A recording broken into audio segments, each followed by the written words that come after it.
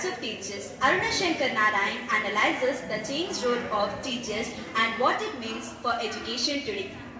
That teachers are indispensable and irreplaceable was emphatically driven home during the pandemic. Children were holed up their homes and for 2 years.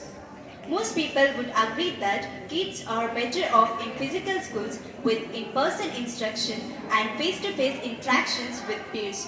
Despite all the technological advances, remote teaching does not have the same appeal or impact as being taught by a teacher in a classroom.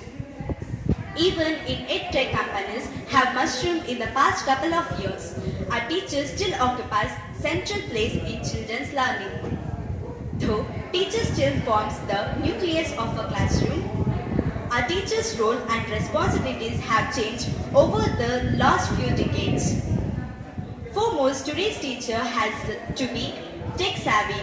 A fortuitous outcome of the pandemic was that most teachers, at least in urban areas, were compelled to upgrade their technical skills to keep up with the digital natives that they teach. Teachers nowadays have a treasure trove of educational resources they can mine on the interest and internet to help them engage to extend students' learning. A teacher may also play a pivotal role in helping children navigate an cornucopia of information on internet judiciously, learning to distinguish between fact, opinion, and propaganda. Digital problems. A followed over reliance on digital devices is that children's attention spans are fast eroding. As children are accustomed to a pixelated digital diet of shifting sights and sounds, teachers have a hard time today getting children to focus on tasks for substantial periods. Vanishing reading habits are also changing the way children process information. Unlike previous generations who were raised on print books alone, today's children rarely skim and scan text as their default strategy.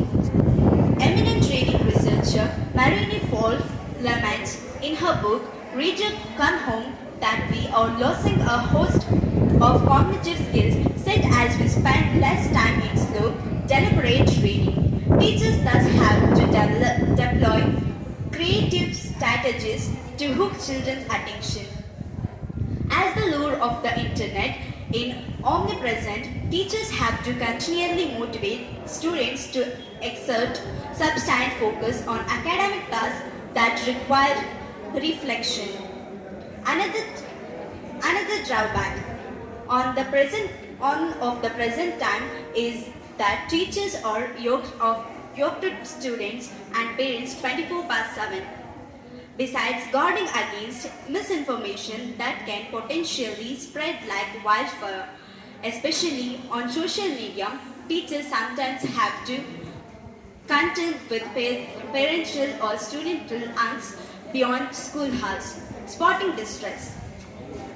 Speaking of angst, mental health issues were also prevalent among students. However, of late, there seems to be a proliferation of psychological problems. Children seem to be under increasing levels of stress, a combination of an intense academic race occupied with less downtime and perennial comparisons. With this, social media has broadly contributed to this. As a result, teachers have to be equipped to at least spot the signs of psychological distress and be able to offer emotional first aid. In fact, teachers themselves would benefit from socio-emotional programs that ensure that they also address their own emotional well-being. Further, schools of today are trying to grow more inclusive and catering to the needs of neurotypical and neurodiverse populations, even as schools hire special educators, counselors, and occupational therapists to meet the developmental concerns of a more diverse student body, classroom teachers are also have to learn to teach children with differing needs. To an extent, the teacher has wear multiple hats to serve children with physical and cognitive disabilities as well. Thus, the duties and demands placed on a teacher have multiplied over years. Plus, performance pressure has only gotten more toxic over the years. Just as students are compelled to focus on marks, teachers too are under the radar of management and parents who expect them to produce stellar results. Declining standards, while teaching to the test may result in superior grades, the quintessential purpose of education and forging modes and deepening hearts is detected by a curriculum imposed and external by a curriculum board. Teachers have scant autonomy to explore concepts and construct a creative and unorthodox ways. Given the honors that teachers have to bear, we as a society are willing to accord teachers with due respect and better remuneration. Though India is supposed teachers today to have a venerated the teacher hall, historically teaching today is not sought after possession and fields that attract the cream of talent. As a result, students also don't regret their teachers as highly as previous generations.